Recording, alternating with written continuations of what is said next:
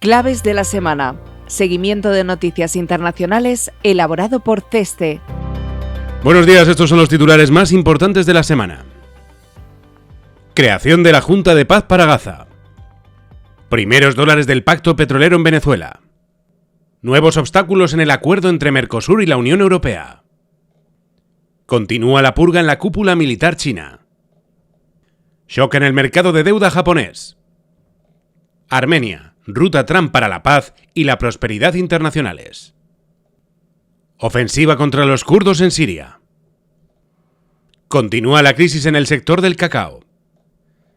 Trump rebaja la presión sobre Groenlandia. Comenzamos este repaso fijándonos en la Junta de Paz para Gaza presentada esta semana por el presidente Donald Trump en el Foro Económico de Davos.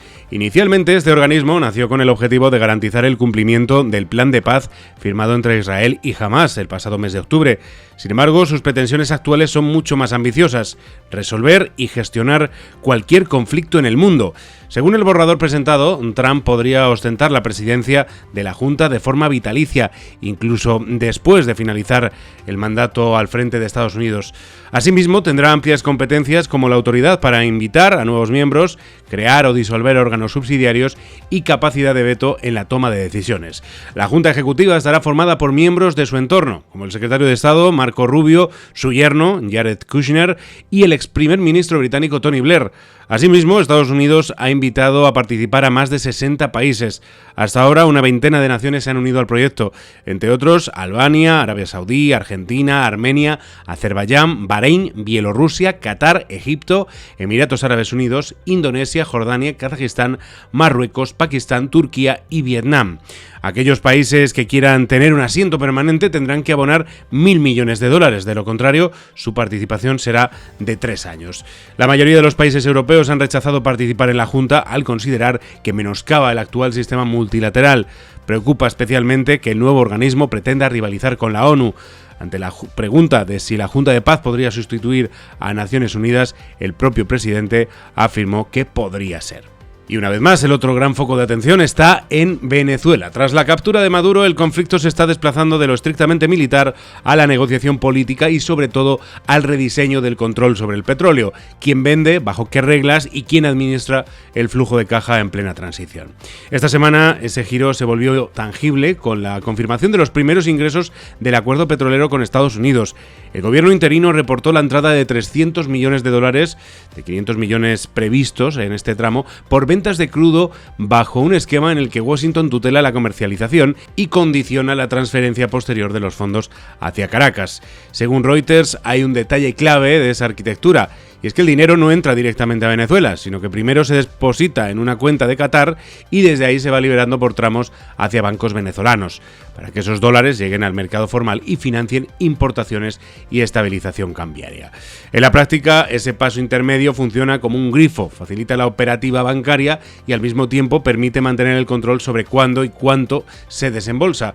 Reuters señala además la deriva geopolítica: al quedar el flujo petrolero bajo este paraguas estadounidense, se complica el sistema con el que Venezuela venía atendiendo parte de sus compromisos de deuda con China mediante envíos de crudo, lo que reabre además el debate sobre cómo se atenderán esas obligaciones si los barriles quedan bajo un mecanismo de comercialización tutelado por Estados Unidos.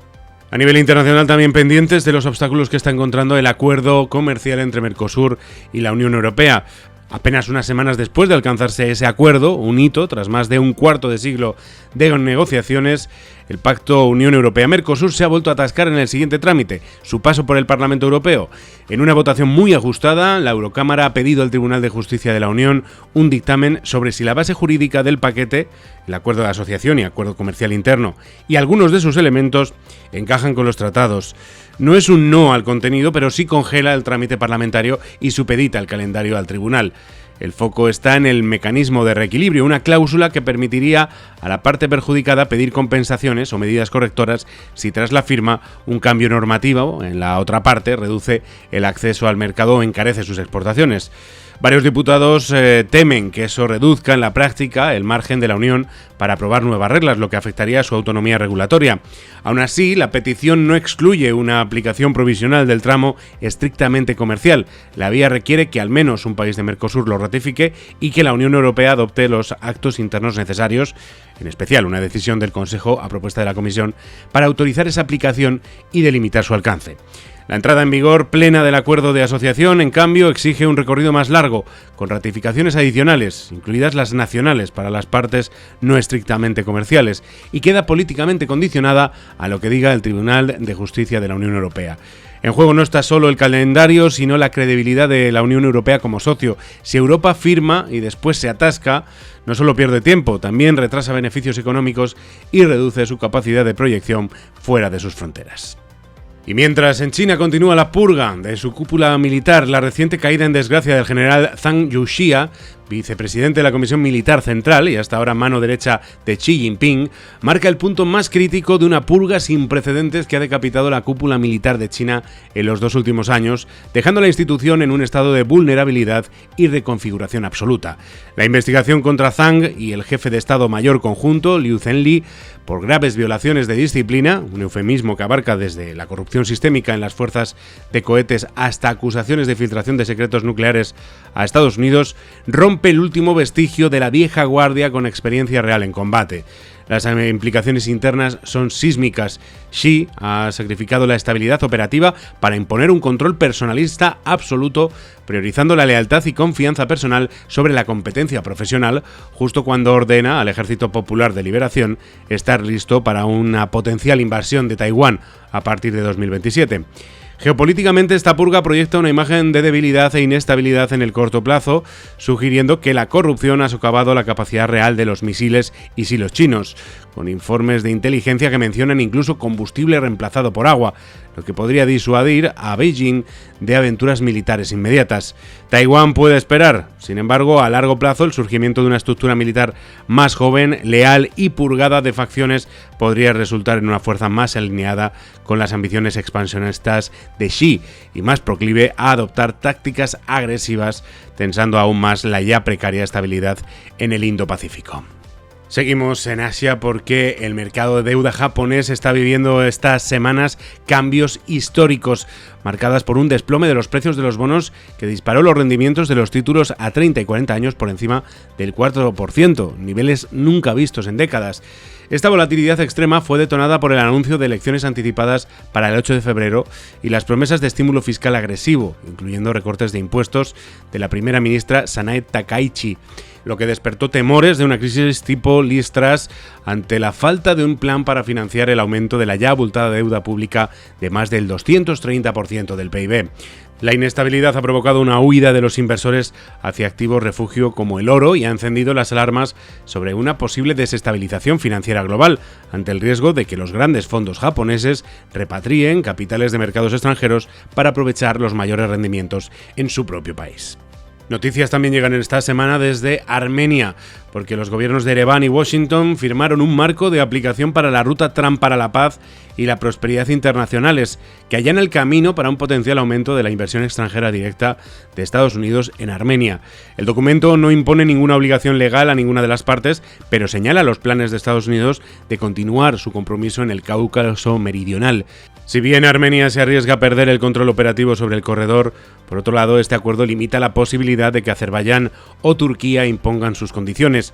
La continuidad de la participación de Estados Unidos en el proyecto es vital no solo para Armenia, sino también para el primer ministro Nikol Pashinyan, que se enfrenta a las elecciones en junio de 2026 y necesita reafirmar su gestión tras el acuerdo de paz alcanzado en 2025 en el que Armenia quedaba claramente como el país vencido. Este acercamiento de Washington tiene una importancia simbólica especial, ya que hasta la Segunda Guerra de Nagorno-Karabaj, Armenia era el principal aliado de Rusia en la región.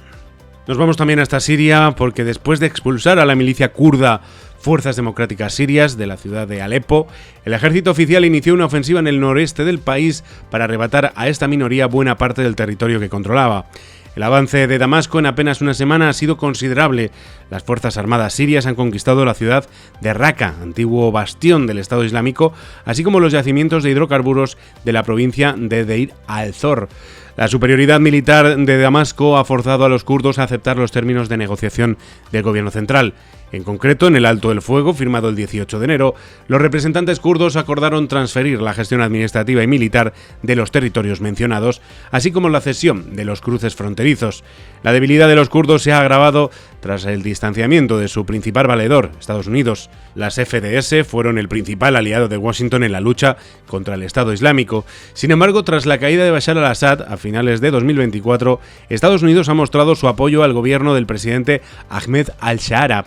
El enviado especial de Washington, Tom Barrack, afirmó hace unos días que el propósito original de la colaboración con las FDS, como principal fuerza contra el Estado Islámico en Siria, prácticamente había expirado, e instó a los kurdos a colaborar en el proceso de integración emprendido por el gobierno de Shara.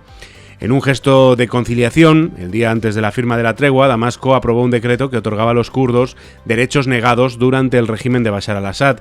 En concreto, se reconoce el kurdo como lengua oficial, se concede la nacionalidad siria a los kurdos apátridas y se declara el Año Nuevo kurdo, Nowruz, como festividad nacional.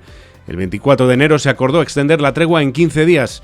Además de las bajas que provocaría una reactivación de los enfrentamientos en ambos bandos, preocupa que los combates desemboquen en un escenario caótico que facilite la huida de los centenares de combatientes del Estado Islámico encarcelados en prisiones gestionadas por los kurdos. Algunos medios de comunicación señalan que más de 100 yihadistas escaparon esta semana de una cárcel de la provincia de Hasakah. En consecuencia, Estados Unidos ha iniciado una operación para trasladar hasta 7.000 combatientes del Estado Islámico a cárceles de Irak. Nos vamos también hasta África Occidental porque allí la industria del cacao, liderada por Costa de Marfil y Ghana, atraviesa una crisis que amenaza el futuro del sector. Actualmente se estima que en Costa de Marfil existen aproximadamente 700.000 toneladas de cacao sin comprador, provocando tanto un bloqueo logístico como una crisis de solvencia para los agricultores del sector. El origen está en la cosecha de 2024, que se vio afectada por lluvias excesivas y una dura sequía en el mismo ciclo de cultivo, lo que redujo dramáticamente la oferta y disparó los precios internacionales hasta superar los $12.000 por tonelada en los mercados de futuros. Las protestas de los agricultores que venden al regulador estatal a un precio fijo y no se beneficiaron del alza global llevaron a los gobiernos de ambos países a establecer nuevos precios oficiales para la campaña de 2025. No obstante, en los últimos meses el mercado ha experimentado una corrección a la baja y las multinacionales y exportadores se muestran ahora reacios a ejecutar contratos a precios que consideran desconectados de la realidad actual del mercado de futuros. El gobierno marfileño ha anunciado un plan de rescate para recomprar excedentes, aunque existe una gran incertidumbre sobre la capacidad para gestionar tal volumen de existencias. En Ghana la situación se ha visto agravada por su sistema de adquisición. Debido a la caída de los precios internacionales, los compradores han evitado realizar los depósitos anticipados que los agricultores invierten en insumos básicos y mantenimiento fitosanitario para la próxima cosecha. Así, el sector se enfrenta a un periodo de desajuste derivado de la rigidez de los precios regulados en un entorno de alta volatilidad y riesgo climático.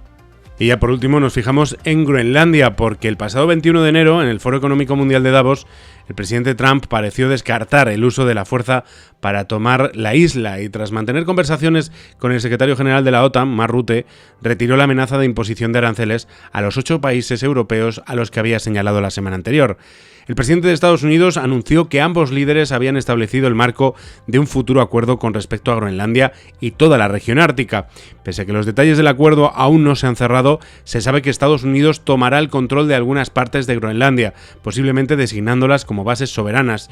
También podría obtener derechos sobre los minerales de la isla y se está negociando cómo incluir a Groenlandia en el proyecto Golden Dome, una iniciativa para desarrollar un sistema integrado de defensa aérea y antimisiles para los Estados Unidos. La combinación de presión del mercado, los 3 principales índices de Wall Street registraron caídas del 2%, y la diplomacia europea convencieron al presidente estadounidense para que rebajara el tono de sus agresivas amenazas de adquirir Groenlandia. Sin embargo, la credibilidad de la alianza ha quedado seriamente dañada. Y hasta aquí nuestro repaso de noticias internacionales. Recuerda que puedes consultar más desde el apartado de comunicación Claves de la Semana en nuestra web ceste.com. Hasta la semana que viene.